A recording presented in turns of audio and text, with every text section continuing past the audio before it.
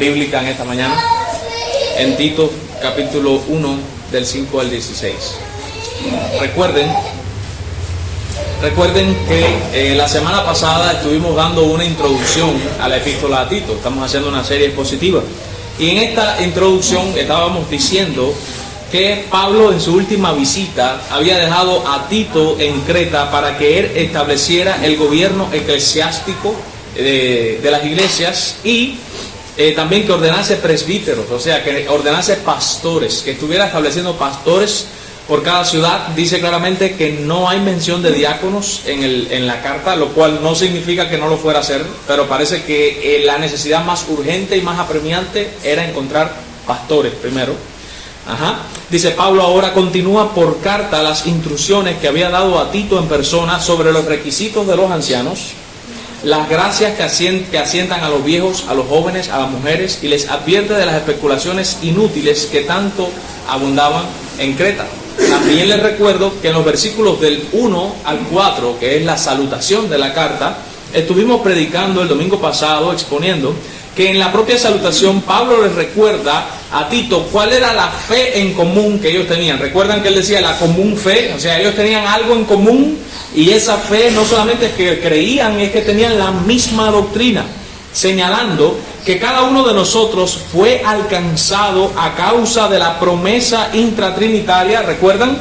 La promesa intratrinitaria en el pacto de redención, que se está cumpliendo a través de la Gran Comisión. O sea, a través de la Gran Comisión y la predicación del Evangelio se está cumpliendo la promesa que el Padre le hizo a Cristo de regalarle o de darle escogidos. Esa promesa intratrinitaria. Debemos, por tanto, predicar a los perdidos, pues entre ellos, cuando salgamos a evangelizar, están los escogidos, y debemos también confiar en la efectividad de la evangelización, pues al igual que Pablo, estamos seguros que cuando usted se pare delante de un escogido, el escogido sí va a creer, porque está escogido. Y además de esto, al igual que Pablo, somos supralapsarios y confiamos en la efectividad de la elección, de tal manera que la elección no anula la evangelización, sino más bien la justifica. Y esa elección, Pablo enseñaba que fue antes de la caída en pecado, por tanto Pablo era supralapsario. La encomienda que Pablo recibió fue predicar ese mensaje, y ahora él urge a Tito a que retenga esa misma enseñanza que él le dio y que pase también esa enseñanza a otros pastores que puedan permanecer fiel a esa común fe que Pablo le dio a Tito, o que le transmitió a Tito. También le urge a escoger ministros que compartan, modelen y expongan la sana doctrina. Y les voy a repetir esa última parte. Él exhorta a Tito a que escoja ministros. Cuando digo ministros, ubíquense en pastores. Él está diciendo a Tito: Tito, te dejé en Creta, vas a escoger pastores, pero estos pastores tienen que compartir la misma doctrina que nosotros tenemos. Eso lo vamos a ver ahora. O sea, tenemos que pensar igual. Tienen que tener la misma doctrina que tenemos tú y yo, Tito. Número 2, ellos tienen que modelar la doctrina. ¿Qué cosa es modelar? Hay que tener buen testimonio. Que cuando usted vea a ese pastor, usted diga: esta persona está regenerada, está transformada. Y también que la exponga. O sea, la tiene que dominar al punto tal que la debe exponer. Debe saberla enseñar y debe saber incluso corregir a personas que contradicen con esa sana doctrina. De manera tal que hoy nos vamos a enfocar precisamente en este pasaje en donde habla de los requisitos de los ancianos y un poco más. De hecho, he dividido el pasaje en 4 puntos. Los versículos del 5 al 9 estaremos viendo específicamente los requisitos que Pablo, por inspiración divina, pone para que un ministro pueda calificar para ser ministro. En segundo lugar, estaremos viendo cómo Pablo pone las responsabilidades apologéticas que tienen esos ministros. ¿Qué cosa es apologética? Apología es una defensa. De hecho, la apologética es una materia que te enseña cómo defender la fe. O sea, qué argumentos tú puedes dar para defender el cristianismo, para defender que Dios existe. Eso es la apologética. Ahora, Pablo está enseñando que esos pastores tienen que tener la capacidad de saber defender esa doctrina que Pablo le enseñó. ¿Ok?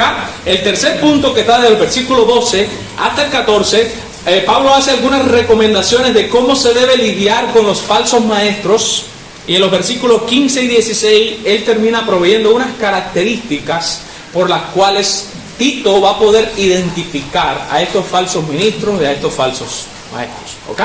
Esta es la división. Vamos a comenzar, sin más dilatación, en el primer punto. Los requisitos de los ancianos, que los encontramos en los versículos desde el 5 hasta el 9. Dice: por esta causa te dejé en Creta. Miren lo que dice, dice: te dejé en Creta para que corrigieses lo deficiente y establecieses ancianos en cada ciudad, así como yo te mandé. O sea, ese así como yo te mandé, que viene al final, nos está dando a entender que no es que Tito se está enterando por la carta, nos está dando a entender que en algún momento se lo comunicó personalmente. De hecho, lo que se cree es que Pablo estaba junto con Tito en Creta, pero Pablo continuó su viaje y le dijo a Tito: a esto le falta todavía, no podemos dejar esto solo, no hay pastores, la iglesia no puede estar sin pastores. Tito, te quedas aquí y te vas a encargar de establecer pastores. Yo te voy a ir guiando. Y él le sigue escribiendo desde lejos, guiando a Tito por carta para que Tito termine la obra de evangelización que faltaba. Ya tenían las iglesias, ya tenían, parece que se estaban congregando, pero no hay pastor. Por tanto, Pablo, no sabemos por qué tuvo necesidad de irse, pero Pablo dijo: no, aquí hay que dejar a alguien adelante. ¿Y a quién dejó al frente? A Tito. Y le dio la encomienda: tienes que buscar más hombres, porque no somos eternos, tiene que salir alguien, Dios tiene que levantar a alguien que se haga cargo de estas iglesias. Y él lo deja en Creta. Dice el comentario, dice que cuando salí de la isla, no indicando permanencia de comisión, dice que deja en Creta, que hoy por hoy se llama Candia, para que corrigiese, dice claramente en español, pero en griego más o menos da la idea de para que continuases la obra empezada por mí, poniendo derechas todas las cosas que faltan. Ese corregir es enderezar las cosas que todavía están un poco torcidas. O sea, Pablo empieza la obra, pero él deja a Tito porque Pablo se tiene que ir y lo deja con una tarea. Todavía esto no está derecho, Tito. Tienes que ir corrigiendo y enderezando las cosas, y por eso lo deja ahí en Creta. Tiene que tener en cuenta, en el versículo 5, dice que por esta causa te dejé en Creta para que corrigieses, ¿qué cosa? Lo deficiente. ¿Qué es lo deficiente de acuerdo al versículo 5? Que no hay ancianos. Eso significa, yo sé que esto yo lo dije aquí una vez, pero lo repito, que una iglesia sin pastor es una iglesia deficiente. La iglesia no debe estar sin pastor. Si en algún momento se queda sin pastor, no debe apresurarse a coger el primero que aparezca, pero tampoco, como hay iglesias que han dicho: bueno, ahora nos vamos a dar el tiempo de escoger. No, la Biblia enseña que una iglesia que no tiene pastor queda deficiente. O sea, es necesario lo más pronto posible buscar al menos uno. Ustedes saben que nosotros creemos en el pluripastorado, deben haber más de uno. De hecho, si hay más de uno, ese problema no se da, porque se va uno, pero hay más, se quedan los demás, nunca se quedan sin pastor. Pero bueno, ustedes saben que ese problema en nuestro país es un serio problema. Entonces, después de indicarle que esto, hay deficiencia en las iglesias, tienes que corregir ancianos, ahora él empieza a decir: ok, tienes que corregir ancianos, no, tienes que establecer ancianos. Ahora él empieza a decir: ¿qué requisitos tiene que cumplir un hombre para poder ser el pastor de una iglesia? Vamos a ir suave. En primer lugar, dice que fuere irreprensible. Irreprensible es una palabra que significa no tachado de doble moral o no hipócrita. O sea, que no se le pueda comprobar nada. Fíjense, aquí la clave está: no tachado de doble moral. En otras palabras, que no tenga doble vida, que no haya una máscara. En inglés hay una frase que se llama: what you see is what you get. What you see, lo que ves, is what you get, es lo que obtienes. La frase significa: lo que tú estás viendo es lo que tienes. O sea, literalmente es tal y cual lo ves, así mismo es él. O sea, no es que aquí en el púlpito él finge y él dice cosas y después en la vida real, cuando tú lo ves en su casa, él no es así. Yo recuerdo una vez que una mujer al cual su esposo era pastor y su esposo la golpeaba, pero cuando se paraba en el púlpito era una fiera, y la mujer sentada desde el banco decía: si ese fuera mi marido. Y era su marido, pero es como que si ese que yo estoy viendo de arriba, que parece tan piadoso, fuera de verdad el marido que yo tengo en la casa, que me masacra a golpes, yo estaría tan contenta. ¿Ven? Eso es lo que está diciendo. Él tiene que ser irreprensible. Es una persona que no tiene doble moral. Lo que tú ves aquí adelante en el púlpito es lo mismo que vas a ver después en su casa, es lo mismo que vas a ver en todos lados. Él siempre es el mismo. No hay doble moral, no hay hipocresía y no se le puede comprobar nada. Cualquier calumnia que se lance contra él, ¿dónde está la prueba? ¿Cómo se comprueba eso? De hecho, la Biblia establece: contra un anciano no admitas acusación si no hay 2 o 3 testigos. O sea, eso no es eso de que ya porque andan diciendo, no, hace falta prueba. Dice la Escritura. Por tanto, tiene que ser irreprensible. Dice el segundo, el requisito: marido de una sola mujer. Marido de una sola mujer es una frase que ha traído bastante discusión, porque hay algunos que creen que se refiere a que sea un hombre fiel a su mujer. O sea, que no tenga 2 mujeres en el sentido de que no sea adúltero, que esté casado con una mujer nada más y que siempre le sea fiel a ella. Hay muchos que interpretan así. Hay otros que tienen una mentalidad un poquito más cerrada, vamos a decirlo así, más recia, más dura, y creen que lo que se está refiriendo es que no puede ser recasado. O sea, que tiene que ser una persona que con la misma mujer que se casó la vida entera, con la misma mujer que sigue así. Hay algunos que llevan eso a más extremo todavía. Hay algunos que dicen, bueno, no puede haber sido recasado después que entró a Cristo, porque antes de Cristo se pudo haber divorciado. Imagínate, no era cristiano, no tenía temor de Dios, todas esas cuestiones. Hay otros que te dicen, no, ni antes de Cristo, tiene que estar con la misma sola. Esto es un serio problema. Ahora, yo personalmente les voy a decir mi postura. Yo creo que no debe ser casado, que no debe ser recasado. O sea, que no debe haber tenido más de una mujer, porque cuando Pablo establece también que está hablando acerca de las viudas allá en Corintios, que dice, ¿a qué viudas van a ayudar? Y él dice, mira, que no tengan a nadie. Y dice Pablo la frase, aquella que haya sido mujer de un solo hombre. Y cuando usted lee el pasaje, usted entiende claramente que Pablo se está refiriendo a que la mujer se haya casado una sola vez y no haya tenido más marido. Por tanto, si entendemos en las mismas cartas de Pablo, en aquel texto, que se está refiriendo a una mujer que nunca más se volvió a casar y por eso se quedó viuda, se le muere el marido y no se casó nunca más, por eso está viuda y no tiene a nadie, por eso dice, ayúdenla. Si entendemos así allá, pues tenemos que entender entonces el mismo sentido aquí. Marido de una sola mujer, una persona que no se haya casado 2 veces. Eso es como yo lo veo. Ahora, no soy tan recio de decir que de toda la vida. Puedo entender que quizás antes de ser cristiano, si se divorció, eso lo puedo yo. Este soy yo, Janior. A lo mejor Dios es intransigente y con eso no entiende. Pero yo lo veo, no lo veo tan crudo. Yo creo que una persona se divorció en el mundo, pero llegó a Cristo, en Cristo es nueva criatura. Ahora, lo que sí, después que está en Cristo, no debe divorciarse más. ¿Ok? Entonces, marido de una sola mujer. Dice el tercer requisito: que tenga hijos creyentes que no estén acusados de disolución ni de rebeldía. Que tenga hijos fieles, dice literalmente, es decir, que sean hijos creyentes. ¿Por qué? Dice un comentarista, el que no pueda traer a la fe a sus propios hijos, ¿cómo va a poder traer a la fe a los hermanos de la iglesia? Y es cierto, el padre, como cabeza del hogar, tiene una gran influencia sobre sus hijos, y cada uno de nosotros es el resultado de la crianza que le fue dada en su hogar. Por tanto, si el padre no puede con su propio hijo, siendo él la cabeza de la familia, y no logra que sus hijos se mantengan en el camino, vamos a decirlo así, aunque sea por apariencia, fíjense, aunque después cuando sean grandes y se vayan de la casa, se casen, se aparten, pero debajo de mi techo se hace lo que yo digo. Si el padre no puede con ese hijo, no va a poder tampoco con ninguno. Si no puede traer a la fe a sus propios hijos, no va a poder atraer a la fe ninguno que le predique por la calle. Porque los hijos, es que lo llevamos intrínseco, aunque el pecado está en nosotros, existe en nosotros ese sentido interno de que le debemos obediencia a nuestros padres. Y por tanto, si mi padre me está mandando, tengo que hacer esto, hay algo interno allá adentro todavía que queda de la imagen de Dios en nosotros que me dice, yo tengo que hacer esto. Si habiendo eso, no puedo traerlo a la fe, imagínense con una persona que no tiene nada que ver conmigo, que no es familia mía, que yo le digo, cree en Cristo. Si no puedo con mis hijos, no puedo entonces con los demás. Por tanto, el requisito está bien crudo, está bien fuerte aquí: que tenga hijos creyentes y que no estén acusados de rebeldía.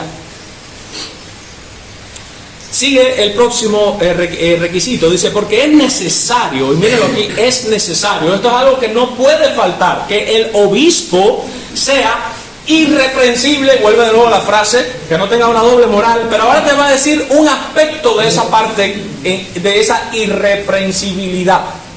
¿Cuál es ese aspecto? Él tiene que ser irreprensible como administrador, miren la frase, de Dios. ¿Qué cosa es un administrador? Un administrador es alguien que dispensa, O sea, es alguien que tiene a su cargo una cierta cantidad de cosas que él las va administrando y las va dando poco a poco. Vamos a suponer que a mí me dan una lata de refresco y me dicen, tú tienes que administrar esto. Y somos 49 y tengo 10 latas de refresco. Yo soy el que tengo que tomar la decisión. A ver, vamos a ver, voy a dividir. Entonces, se requiere del ministro que sea irreprensible administrando las cosas que son de Dios. Pero miren qué cosa. Miren lo que dice el comentarista. Dice, los ministros no son simplemente oficiales de la iglesia, sino que son dispensadores o administradores. ¿De qué son administradores? Por el contexto del pasaje parece que se está refiriendo de el gobierno eclesiástico de la iglesia. O sea, toda la vida y el gobierno de la iglesia está bajo la responsabilidad del pastor. Y el pastor tiene que administrar correctamente todo lo que tiene que ver con la vida eclesiástica de la iglesia. Por tanto, él es encargado. Fíjense que había un comentario, no sé por qué no apareció aquí, porque yo lo leí y yo no estoy loco, que hablaba de los pastores como aquellos que administran las verdades de Dios, también en la Escritura, como aquellos que administran las maneras en las que Dios habla por medio de su palabra, como aquellos que administran los medios de gracia, como aquellos que administran todo lo que está relacionado con Dios, recae sobre la responsabilidad de los pastores. Por eso es que dice la Escritura, no os hagáis maestros, muchos de vosotros, sabiendo que recibiréis mayor condenación. La Escritura es clara, el obispo se le dio más se le va a demandar. Él tiene una gran responsabilidad delante de Dios y tiene que administrar bien todo lo que Dios ha puesto en sus manos, porque Dios le demandará por esa administración. Sigue diciendo, los requisitos. Administrador de Dios, dice, no soberbio. ¿Qué significa soberbia? Miren, soberbia en griego, que aquí es donde mejor encontramos lo que está diciendo la Biblia, significa autoagradable. O alguien que se agrada a sí mismo. Esa es la soberbia. Y es lógico. Denle cabeza para que vean, yo lo hago para mí, pensando en mí. Eso es soberbia. El ministro no puede ser soberbio. O sea, el ministro no puede hacer las cosas para agradarse a él. O sea, yo no puedo llegar aquí y decir, vamos a cantar himnos porque a mí me gustan los himnos. No sé si me entienden. O vamos a predicar de la confesión de fe de Filadelfia porque a mí esa es la confesión de fe que me gusta. No puede autoagradarse. Él tiene que sacrificarse por el bien común. Fue el ejemplo que nos dio Cristo. El buen pastor su vida da por las ovejas. Es más importante negarse a uno mismo por el bien de todo el rebaño que no ser soberbio y decir, no, esto es lo que digo yo, mi palabra no puede ser contradicha, todo lo que yo diga es ley y si te atreves a contradecirme, te boto de la iglesia por falta de respeto. No debe ser así, no debe ser soberbio. Sigue diciendo el texto, no debe ser iracundo. Iracundo es una persona que se aira con facilidad y es lo contrario de amador, de la hospitalidad. Es lo contrario de ser una persona de un carácter afable. O sea, no debe airarse con facilidad. Sigue diciendo el texto, no debe ser dado al vino. Definitivamente ningún ministro debe ser un borracho, pero no solo esto, sino que también no debe ser dado, mira lo que dice este comentarista, a mucha televisión, ni a mucho descanso, ni a muchas distracciones, porque es el administrador, el dispensador de Dios para con la iglesia, tiene que dedicarle tiempo a esas cosas. Sigue diciendo el texto, no pendenciero. Pendenciero es alguien que es propenso a armar peleas y o riñas, o sea, una persona que está buscando problemas todo el tiempo. Y aquí tenemos que aclarar, porque ustedes saben que en esta generación de hoy día, si uno se defiende, ya te dicen, este es un problemático. Jesús mismo se defendió, Jesús mismo le dijo hipócrita a los fariseos. Hay una clase de indignación que es santa. Hay un tipo de indignación que está correcta. Déjenme aclarar, ¿qué cosa es la indignación? ¿Qué cosa es la ira? Porque dice la Biblia que Dios tiene ira. Y la Biblia presenta la ira de Dios como una ira santa. O sea, una ira que no es pecaminosa. Hay un tipo de ira o de indignación que no es pecaminosa. Y es esta indignación que surge de la injusticia. O sea, la indignación que surge de la injusticia tan grande que se hizo, esa es una indignación santa. Porque tú estás reaccionando ante la maldad como algo que no te gusta. Si usted se queda pasivo y no se indigna, eso significa que, bueno, tú puedes ver que el mal lo hagan delante de ti, todo eso no te irrita. Ahora, esa irritación, ese furor del que habla la Biblia, con el que Dios se levanta, el furor contra los impíos, esa irritación es santa. Esa misma irritación fue la que tuvo Cristo. Cristo llega al templo, el que están cogiendo el templo, el lugar donde se adoraba a Dios para hacer negocio. Ya, el templo era Cadeca, para que ustedes entiendan. Ahí estaban los campistas, coge, dame 2 denarios por esto, para las ofrendas. Tenían los palominos para venderlos, para que la gente hiciera el sacrificio. Tenían los becerros, todo eso así. Ellos estaban haciendo esto y Cristo dijo, no. Mi casa será llamada casa de oración. Esa falta de respeto provocó en Cristo una indignación santa que lo llevó, dice la Escritura, a hacer un azote de cuerdas y a volcar las mesas. Además de esto, el trato de Cristo para con los fariseos no era un trato de cómo está, Dios te bendiga, es que no los podía ver. Miren la Escritura. Hipócrita, ¿cómo escaparéis de la condenación del infierno? Sepulcro franqueado. ¿Quién os enseñó a huir de la ira venidera? Pues así trataba Cristo a los fariseos. Por tanto, tener a veces esa actitud no significa literalmente que uno está pecando. Hay que tener cuidado. Ni tampoco significa que sea una falta de respeto. Porque entonces, ni que sea pecado, porque entonces Cristo hubiera pecado. Y dice la Escritura que Él fue sin pecado. O sea, ese volcar de mesas, esa indignación, ese azote de cuerdas, esas frases hipócritas, eso no fue considerado un pecado. Eso fue considerado algo justo y algo santo de parte de Dios encarnado. Por tanto, ahí hay que ver. Es cierto que el ministro ni ningún cristiano debe ser iracundo, no debemos ser pendencieros, o sea, no podemos estar fajados cada 5 minutos ni buscando el pleito, pero eso no significa tampoco que tampoco no nos podemos defender en algún momento. ¿Ok? Sigue diciendo el texto, no debe ser pendenciero, dice que no debe ser codicioso de ganancias deshonestas, o sea, el obispo no debe hacer del evangelio un medio de ganancia.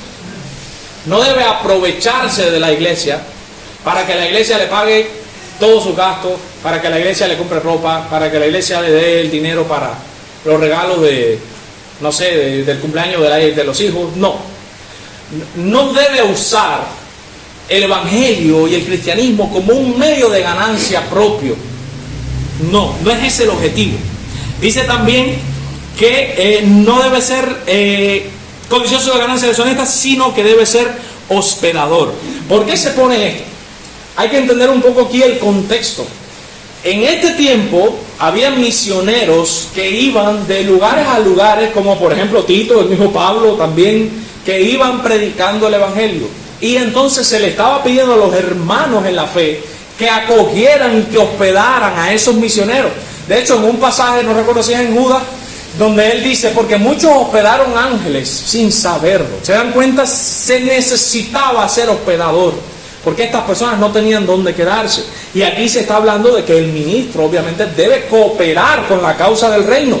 Si para que el reino avance yo tengo que tener aquí 3 días a una persona que va a aguantar 3 días aquí porque va a seguir de viaje, porque él va a ir allá a plantar una iglesia, que venga para acá, puede contar conmigo, porque yo en mi casa serviremos al Señor y mi casa está a disposición del reino de Cristo y no para mi propia conveniencia. ¿Okay? Debe ser hospedador, debe ser amante de lo bueno. Eso no tiene ningún tipo de explicación. Amante de lo bueno, dice en griego significa encariñado con lo bueno, o sea, promotor de la virtud, anhelando siempre bien. Debe ser sobrio. La palabra sobrio significa moderado en su comportamiento y moderado en sus palabras, o sea, debe ser templado, sereno, que se domina a sí mismo. Debe ser justo. Justo en griego significa recto, correcto. Significa, por implicación, alguien inocente. O sea, una persona que es recta, intransigente, no negocia sus principios y es inocente. ¿Sabe? En esa intransigencia, él se mantiene inocente. Eso es ser recto, justo. Es a eso lo que se refiere ahí, justo.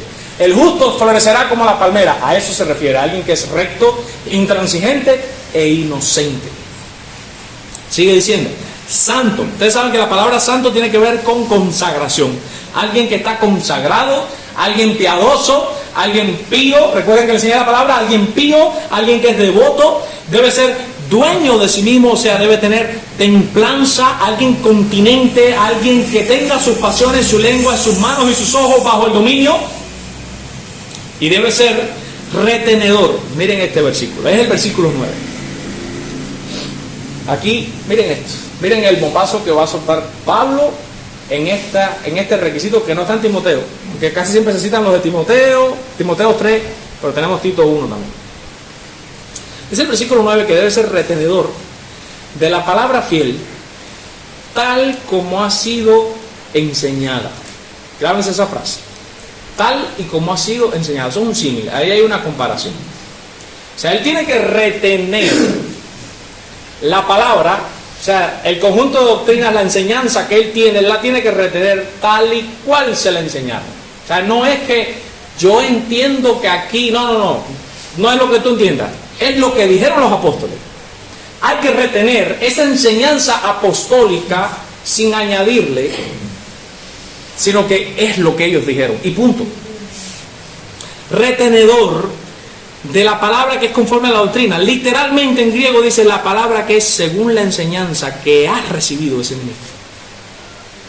Si ustedes recuerdan los versículos del 1 al 4, Pablo habló de la elección, Pablo habló del pacto de redención intratrinitario, Pablo habló de que la elección fue hecha antes de la fundación del mundo. O sea, Pablo está presentando un esquema calvinista, y Pablo ahora le está diciendo a Tito, tienes que retener esto. Esta es la doctrina que la tienes que retener, lo que yo te he estado enseñando. Y lo que Pablo está enseñando es eso que la gente hoy llama calvinismo. Se lo está diciendo, reténlo. Y miren lo que dice en la parte B del versículo 9, dice, para que también pueda exhortar con sana enseñanza y convencer a los que contradicen. Hay dos cosas ahí. El texto está diciendo que cuando tú tienes esa sana doctrina puedes hacer dos cosas. Puedes enseñar y puedes convencer. De acuerdo al texto, solamente la sana doctrina puede exhortar y solamente la sana doctrina puede convencer. ¿Qué significa por implicación? Que cuando alguien se para en el púlpito y no es retenedor de la palabra fiel tal y cual ha sido enseñada, eso que le está enseñando ni te va a exhortar, o sea, no te va a ayudar a animarte en la fe, ni tampoco te va a convencer. ¿Convencer de qué? Incluso convencer de que creas en Cristo.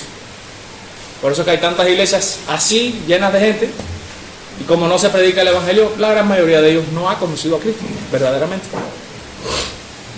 Por tanto, la sana doctrina solamente ella puede exhortar y convencer. Déjenme aclarar que no todas las iglesias tienen el mismo grado de iluminación, y el simple hecho de que haya una iglesia que no sea doctrinalmente calvinista, vamos a decirlo así, no significa que no tenga sana doctrina. ¿Ok? Vamos a aclarar eso. Puede haber una iglesia que no tenga una doctrina calvinista como tal y aún así estar dando una sana doctrina. Hemos conocido personas que no tienen posturas calvinistas y han predicado el evangelio y lo han predicado fielmente. Aquí a esta iglesia han venido predicadores y cuando se han ido hemos dicho, sabe lo que es el evangelio porque lo expuso.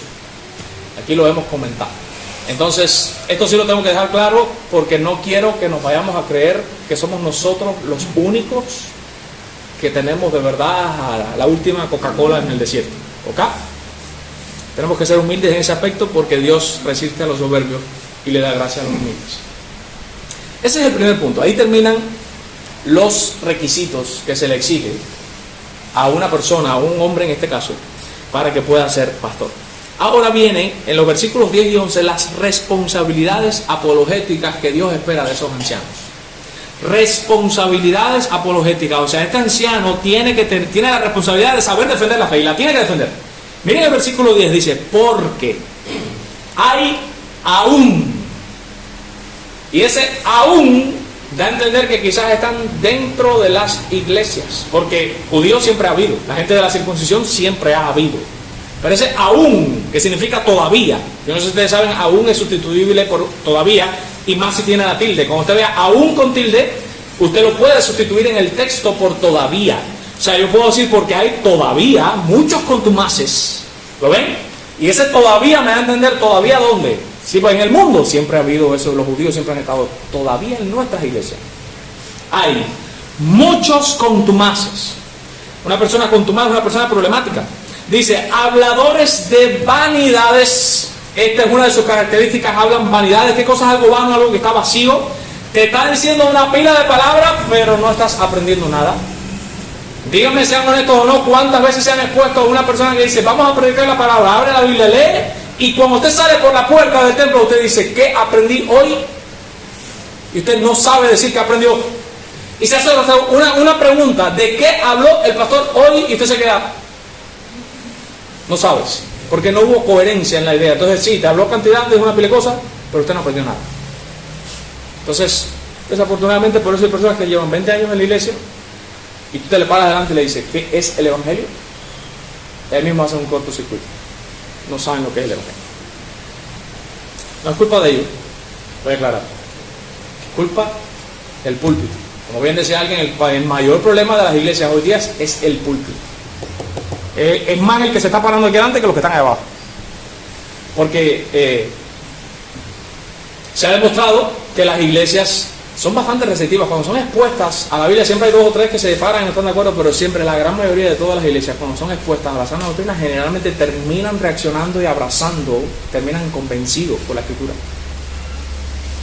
Dice, hay muchos contumaces, habladores de vanidades y engañadores, mayormente los de la circuncisión. O sea, habladores de vanidades, aquí está puesto como contraste entre retenedor de la palabra fiel. Recuerdan que dijo que el obispo tiene que ser retenedor de la palabra fiel, tal y cual fue enseñada, pero hay otros obispos también, por el contexto, hay otros maestros, hay otra gente que está enseñando también, que no es retenedor de la palabra fiel tal y cual ha sido enseñada, sino que habla vanidades, habla cosas vacías. Estas vanidades son cosas vanas, pláticas, dice el comentarista, cuestiones necias que no tienen provecho ninguno, donde usted no aprende absolutamente nada. Sigue diciendo el texto, mayormente los de la circuncisión. Esos eran mayormente. ¿Cuál era el sistema doctrinal de la circuncisión? Tienes que guardar la ley para salvarte. Aplíquenlo hoy día. Tú tienes que cuidar la salvación con temor y temblor, y te ponen a ti cierto grado de responsabilidad. Ahí está el paralelo. La circuncisión nuestra de hoy es esa. Tenemos que ocuparnos de nuestra salvación con temor y temblor. No digo que no, pero que no se olviden el versículo que viene abajo, ocupados en vuestra salvación con temor y temblor, Filipenses 2:12, y en el 13 dice, porque Dios es el que produce en vosotros tanto el querer como el hacer por tu buena. O sea, que no eres tú realmente que te ocupas, es que Dios produce en ti que te ocupes. Dios se está ocupando de que tú te ocupes. Entonces la salvación viene de Dios, no viene de nosotros. Y dice el 11, a los cuales, y esta frase obviamente ustedes saben, me conocen, me gusta, a los cuales es preciso taparles la boca, y en griego dice literalmente es preciso ponerles un bozal. Literalmente está hablando de silenciar a los falsos maestros. ¿Cómo se silencia a un falso maestro? Proclamando la sana doctrina. Debemos demostrar su error y contender ardientemente por la fe una vez dada a los santos. Es lo que dice Judas 1:3. Por la gran solicitud que tenía de escribiros, les animamos a que ustedes contendáis ardientemente por la fe que una vez fue dada a los santos. ¿Se recuerdan que un día dije que me tiraron una puya? No, porque no se puede ser contencioso. Yo dije, bueno, pero ¿en qué sentido? Porque la Escritura sí enseña que hay que contender por la fe. O sea, si yo estoy contendiendo por la sana doctrina, en ese sentido no me puede enseñar de contencioso. En todo caso será celoso de la Escritura, o celoso, gracias, pero contencioso. Contencioso es para otra cosa, porque para la sana doctrina la Biblia sí manda a contender por ella. Por tanto, el ministro tiene que tener la capacidad de que sus argumentos sean más fuertes que los argumentos de los falsos maestros, y que él termine callándolos a ellos y dejándolos a ellos en ridículo, obviamente sin atacarlos, nada más exponiendo la sana doctrina. O sea, la sana doctrina, cuando es bien expuesta, termina silenciando, tapándole la boca y poniéndole un bozal a todos los falsos maestros. Por eso es que hay personas que dicen, no debes subir a las redes sociales porque eso es como promocionarte, eso es lo que, hay algunos calvinistas que dicen, eso es lo que hacen los arminianos, realmente Dios, tú eres el pastor. Miren, el argumento que ellos dan es este: tú eres el pastor de tu iglesia, Dios te llamó a enseñar a tu iglesia. Dios no te llamó a enseñar a todos los usuarios de Facebook que te están mirando, porque tú no eres el pastor de ellos, tú eres el pastor de tu iglesia local, por tanto no debes subir ningún video donde estén tus predicaciones o extractos, bla, bla, bla. Yo le puse a una persona que me dijo eso, le puse un solo argumento. Le dije, si yo me guío por eso que tú estás diciendo, dile a todos los reformados que escriben libros que no escriban libros, porque esos libros yo los compro y yo los leo también, y esa persona que escribió ese libro no es mi pastor ni está en mi iglesia, y yo estoy leyendo los libros de ellos. Entonces Facebook es lo mismo que un libro. La única diferencia entre un libro y Facebook es que en Facebook en vivo me estás viendo decir una cosa, y en el libro es eso mismo dicho pero está escrito en letra. Eso no tiene sentido. La escritura dice que hay que proclamar la sana doctrina. Yo soy de los que creo que si así sube Iron Sagarra videos estirando patas, pues así tenemos que subir nosotros videos enseñando el evangelio. No puede ser posible que ellos sí se promocionen a ellos mismos y nosotros nos quedemos sin decir nada. Por tanto, debemos proclamar la sana doctrina. Y el ministro tiene que tener esta capacidad de taparle la boca al adversario, enseñando, porque estos adversarios trastornan casas enteras. Esta frase de trastornar casas significa destruyen la fe de casas enteras. Es lo que Jesús le dijo a los fariseos: ustedes no entran al reino ni dejan a nadie entrar tampoco. Ellos destruyen la fe de las personas, ellos trastornan casas enteras, y miren uno de los requisitos de ellos, o sea, uno de las características de ellos: enseñando por ganancia deshonesta lo que no conviene.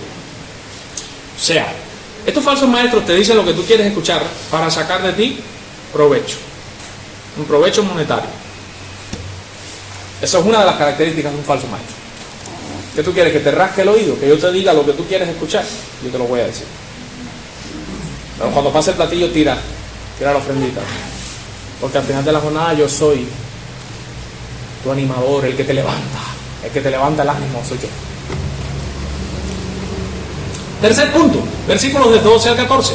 Además de que estos ministros tienen ciertos requisitos, como vimos en el primer punto, y que tienen que tener la capacidad de hacer apologética de la fe, o hacer una apología de la fe, estos ministros también tienen que saber cómo lidiar con los falsos maestros.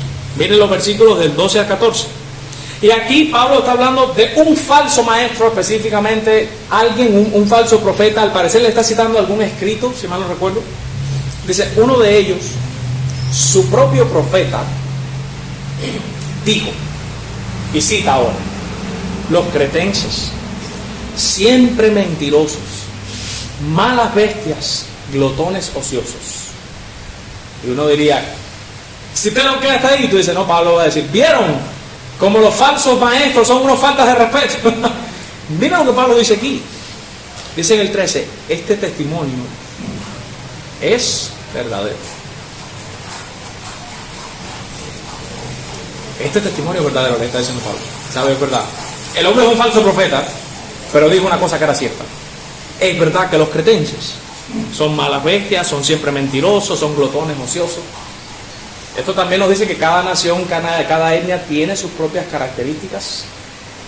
Si usted va a Japón, usted entra en el metro de Japón y se entra en un tren, nadie habla ni una sola palabra, nadie contesta el teléfono, porque ellos entienden que es una falta de respeto hablar en el metro. Vean videos, busquen en YouTube y pongan metro, japoneses en el metro, para que usted vea, nadie ni conversan entre ellos. Si tienen que hacer una cola, es uno detrás del otro ahí, colarse como aquí. Ellos son más civilizados que nosotros. Esa es la cultura de ellos. Nosotros cocinamos más rico que ellos. ¿Se da cuenta que cada cosa tiene su cosa? Ok, ellos son más civilizados que nosotros, es verdad, en ese aspecto. Son más civilizados, son más diplomáticos, son más educados. Pero nosotros cocinamos más rico que ellos. Usted come una comida cubana y el reguero de hierba ese que ellos comen, a nosotros también. Entonces, sí, cada pueblo y cada etnia tiene sus propias características. La característica de los cretenses es que eran mentirosos, es que eran ociosos, es que eran glotones. Y por eso es que Pablo les dice, mira, este testimonio es verdadero, por tanto. Aquí hay un conector, causa y efecto. O sea, el falso profeta dijo la verdad. ¿Qué tiene que hacer Tito? Porque ¿a quién estaba administrando Tito? A los cretenses. La gente que Tito tiene en su iglesia son cretenses. ¿Qué dice? Dice Pablo, por tanto, repréndelos duramente. Reprender significa regañar. Confróntalos, obviamente, con la escritura. Regáñalos. Y no suavecito, le está diciendo duramente. El finalmente en una palabra lo convierte en un adverbio. Es un adverbio de modo. Y este adverbio de modo está modificando al verbo, que el verbo es reprender. ¿Cómo se debe reprender a este tipo de comportamiento? Duramente, responde Pablo. ¿Para qué? Para que sean sanos en la fe. ¿Qué significa eso? Que si usted va a una iglesia donde nunca te reprenden y donde Dios te va a ayudar, Dios te va a bendecir, Dios tiene un plan maravilloso para tu vida, decláralo y decrétalo. Este es el año del milagro, este es el día del Espíritu, esta es la campaña de sanidad. Y eso es lo único que tú escuchas. Y nunca nadie te regaña y te dice: el Señor dice que los mentirosos no entrarán en el reino de los cielos. Arrepiéntete de tu pecado, deja de mirar pornografía, deja de pasarte 20 horas delante del televisor y nunca coges la Biblia. De todo esto, cuando hagas eso, si eso no pasa, dice claramente que no seremos sanos en la fe. En una iglesia donde se crece y se vuelve uno sano en la fe, es en esa iglesia en donde se reprende duramente el mal testimonio para crecer sanos en la fe. Sigue diciendo en el 14: no atendiendo a fábulas judaicas ni a mandamientos de hombres que se apartan de la verdad. Dice, evitando fábulas. ¿Por qué Pablo utiliza esta palabra? Ustedes saben que hay una diferencia entre un cuento y una fábula. No es lo mismo una fábula que un cuento. En la fábula, los animales hablan y tienen características personales. ¿Ya? La Caperucita Roja, el zorro, el lobo, perdón, se acuesta y habla con ella. Aquí estamos en presencia de una fábula. La fábula, los árboles pueden hablar, los animales hablan. Los animales son clave en una fábula. Por tanto, una fábula es un tipo de literatura donde tú estás leyendo una ficción, ¿sabes? Un animal no te habla. Un árbol no habla. No comparte una idea. Esas cosas no pasan. Entonces, Pablo está usando esta palabrita, una fábula, que en griego significa literalmente un mito, o sea, un invento chino, como decimos en el buen cubano. Porque una de las características de los falsos maestros es que se paran en el púlpito a hablar cuentos, mitos, que no los pueden probar desde la escritura. Por ejemplo, Harrigan dice que él puede salir de su cuerpo y fajarse con los demonios y después regresar al cuerpo. ¿Cómo tú me pruebas eso por la escritura? ¿Se dan cuenta? Ahí estamos en presencia de una fábula, un mito, un invento. Eso lo hace un falso maestro. Y también el falso maestro usa mandamientos de hombres. ¿Cómo usted va a saber diferenciar entre un mandamiento divino y un mandamiento de hombre? El mandamiento de hombre no está en la Biblia. Por ejemplo, si yo me paro aquí y digo ahora, ninguna mujer aquí se puede pintar el pelo, porque pintarse el pelo es pecado. Por tanto, en esta iglesia, todas se tienen que dejar el pelo largo, no se lo pueden cortar, no le pueden cortar las puntas, se lo tienen que dejar que le crezca, porque eso es la señal de la mujer, y no se pueden pintar los pelos, porque eso es, así como a Dios le agrada. Mi pregunta, ¿dónde está capítulo y versículo? No lo tengo. Como no lo tengo, eso es un mandamiento de hombre. ¿Qué se hace en esos casos? Cuando alguien te está exigiendo algo que no está en la escritura.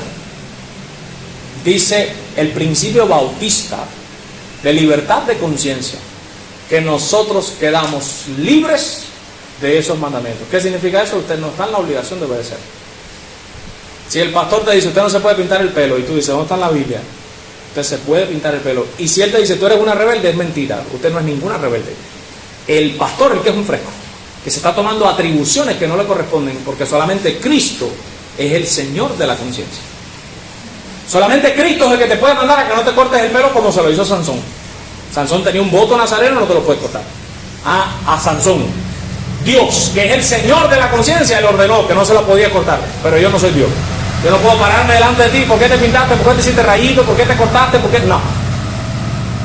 Los mandamientos de hombres quedamos libres de ellos. No hay que obedecerlos.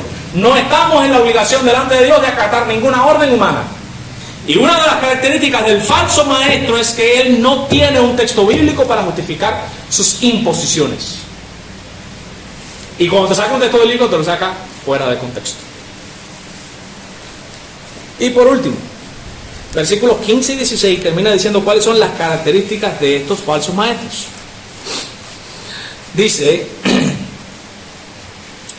todas las cosas son puras para los puros. Dice más, para los corrompidos e incrédulos. Mira cómo lo llama Pablo. El falso maestro es un incrédulo, que está corrompido. Para los falsos maestros, corrompidos e incrédulos, sigue diciendo, nada les es puro, pues hasta su mente y su conciencia están corrompidas. Vamos a parar ahí para después terminar con el 16. Está diciendo que una característica de un falso maestro es que para él todo está mal, prácticamente.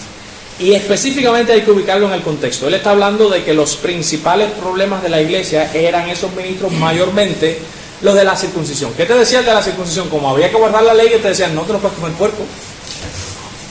No, fin de año, un puerco asado, no, eso a Dios no le gusta. No, morcilla, no, tú no puedes comer morcilla. No, tú no puedes comerte un chorizo. No te lo puedes comer. ¿Qué dice el texto? Que una de las... No estoy queriendo decir que todo el que piensa así es un falso maestro, déjame aclarar. No busqué el mejor ejemplo. Vamos a regresar a la ley. La ley decía que el puerco era un animal impuro. La ley decía que el conejo era un animal impuro. Entonces los falsos maestros que decían, tú no puedes comer puerco, tú no puedes comer conejo. ¿Qué te está diciendo Pablo? Mira, esta gente consideran que todo eso es pecado porque ellos mismos están corrompidos. Como ellos no son puros, no se dan cuenta que todos los alimentos son puros. Eso es lo que dice Pablo, enseña a Timoteo.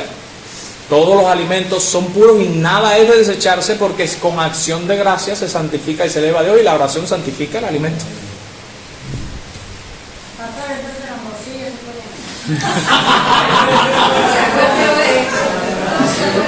Yo voy a responder esa pregunta después. Dice, pues hasta su mente y su conciencia están corrompidos, y por eso ellos entienden que todo es impuro. Y dice el versículo 16, otra característica de un falso maestro: profesan conocer a Dios. ¿Qué cosa es profesar? Decir, ellos lo dicen, yo conozco a Dios. Dice, pero, el pero es un conector de contraste. Ah, espérate, no lo conocen de verdad. ¿Cómo lo vas a saber? No lo puedes saber por lo que dicen, porque ellos dicen que lo conocen. ¿Cómo lo puedes saber? Dice, pero con los hechos, acciones, lo niegan. Las acciones de ellos demuestran que realmente no conocen a Dios. Siendo abominables y rebeldes. Abominable significa detestable y puede significar incluso idólatra. Rebelde obviamente significa desobediente, impersuadible y rebelde a Dios. ¿Qué significa impersuadible? Persuadir significa convencer. Una persona que tú no lo puedes convencer ni citándole la Biblia. Según nos escogió en él antes de la fundación del mundo. ¿Qué dice el texto? Que la elección fue antes. No, hermano, no es antes de la fundación del mundo. Según nos escogió en él antes de la fundación del mundo. ¿Qué significa ese texto? No, ahí lo que está queriendo decir es que Dios sabía que... ¿Dónde está hablando de ese texto? Hermano, le puede sacar la Biblia. Es impersuadible, es rebelde a la Escritura. No lo quiere aceptar y no lo acepta. Y se faja contra Dios, y Dios está equivocado, y ellos son los que entienden bien el texto. Son rebeldes y son reprobados. O sea, la palabra reprobado, miren esto qué interesante. La palabra reprobado en griego significa depravado. Ustedes saben que hay un punto de los 5 puntos del calvinismo que es la depravación total. Se está diciendo que esta gente son depravados, incapaces de ejecutar una buena obra a la vista de Dios. Y cuando un falso maestro hace una buena obra es porque es arrogante. ¿Se acuerdan? Soberbio. Porque recuerdan cuando dice que se agrada a sí mismo. Por ejemplo, nosotros conocemos un pastor que iba a los miembros de la iglesia que él pastoreaba anteriormente y pasaba por las casas de los hermanos y les regalaba perfumes y se tiraba fotos y los abrazaba y no sé qué. Él lo hacía porque él tenía la necesidad muy grande de que el pastor nuevo que tenía esa iglesia le dejaran claro que la iglesia extrañaba y quería mucho. A tal punto, hasta ese punto, que él iba, pasaba por la que después de haber seguido ya de la iglesia, y le llevaba regalos. Y tú dices, está haciendo una buena obra, los quiere, está haciendo una buena obra para él mismo, para agradarse a él mismo, para que hablen bien de él, porque está buscando reconocimiento humano. Las acciones lo demuestran. Según Iron Sagarra, él tiene los 9 dones del Espíritu Santo. Textualmente lo dijo. Él tiene los 9 dones del Espíritu Santo. Sin embargo, el don de continencia no lo tuvo. Y demostró con sus hechos que su adulterio demostró que él es rebelde a la palabra. Que él es impersuadible. No lo puedes convencer. No, él está equivocado. Él no está equivocado. Somos nosotros los que estamos muertos. Esta iglesia es una tumba y un cementerio. Y él, gloria a Dios, tiene todos los dones del Espíritu Santo, menos el de no adulterar, ese no lo tiene, pero todos los demás, él sí los tiene. Por tanto, conclusiones. No cualquiera puede ser pastor de una iglesia, sino alguien que sea maduro en la fe, alguien que sea retenedor de la común fe que cimentaron los apóstoles. Aquellos que son falsos pastores serán fácilmente identificados por hablar cuentos en el púlpito. No van a predicar la Biblia, van a hacer cuentos, van a dar cháchara. Y también van a ser fácilmente identificados porque ellos van a usar el evangelio como una fuente de ganancia. La posición de pastor la van a usar para su bien personal. Ellos trastornan la fe, trastornan la sana doctrina, enseñan una doctrina que no es la heredada de los apóstoles. Ellos son incapaces de hacer el bien, de acuerdo a lo que Dios determina como una buena obra. A ellos, a ese tipo de gente, es preciso que el verdadero pastor de Dios le ponga un bozal y los calle, y los deje en vergüenza, exponiendo la sana doctrina. Los verdaderos pastores deben proclamar fielmente la palabra de Dios y exponerla fielmente, y exponer fielmente el evangelio, que deja claro que la salvación viene de Dios, no depende del que quiere ni del que corre, sino del que Dios tenga misericordia. Depende de que Dios te dé la fe y el arrepentimiento.